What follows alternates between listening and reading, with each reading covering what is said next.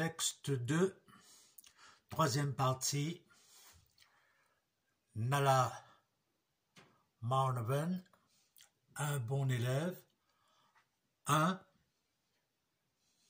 masculin. Quand on a de la chance d'avoir une illustration, alors c'est pas seulement pour faire joli, mais quelquefois ça nous aide à traduire notre texte.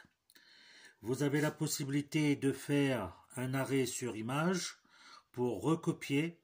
Nous allons écrire Avan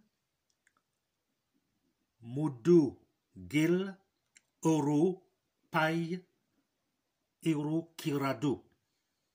Avan Mudu Gil Oru Pai Iru Kiradu. Voici une autre phrase très intéressante. Je ne reviens pas sur Avan.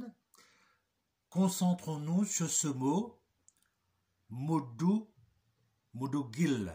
Si vous cherchez ce mot dans le dictionnaire, vous ne trouverez pas. Dans ce contexte-là, bien évidemment, si jamais ça devait exister, ça ne veut pas dire ce que ça veut dire dans ce texte. C'est un mot qui est composé et nous allons le décomposer.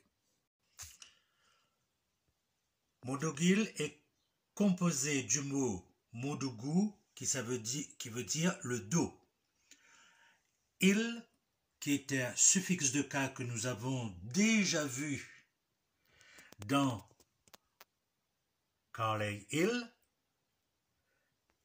et donc c'est un suffixe de cas.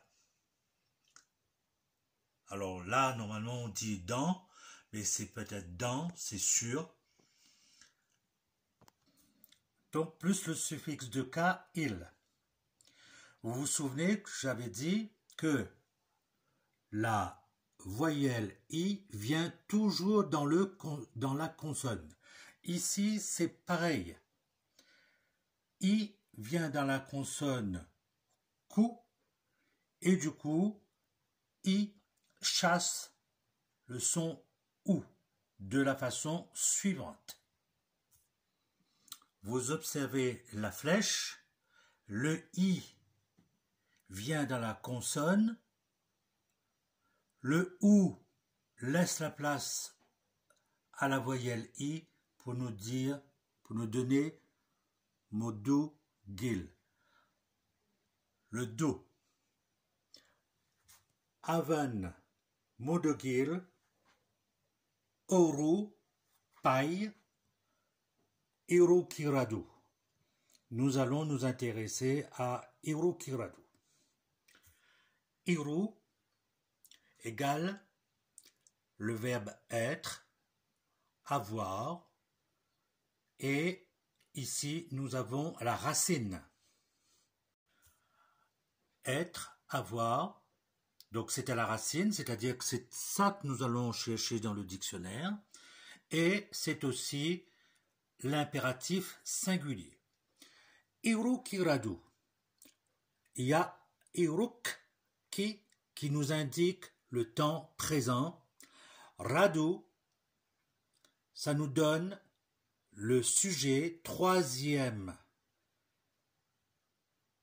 neutre. Le verbe est au présent, c'est-à-dire il y a. Il y a quoi?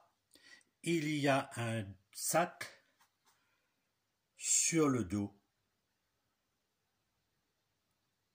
Le petit garçon, il a un sac sur le dos. Avan Mudu Gil Oru Pai Iru Kiradu. Le sujet ici est neutre. Un sac. Et enfin, je vous donne l'infinitif du verbe, ruka.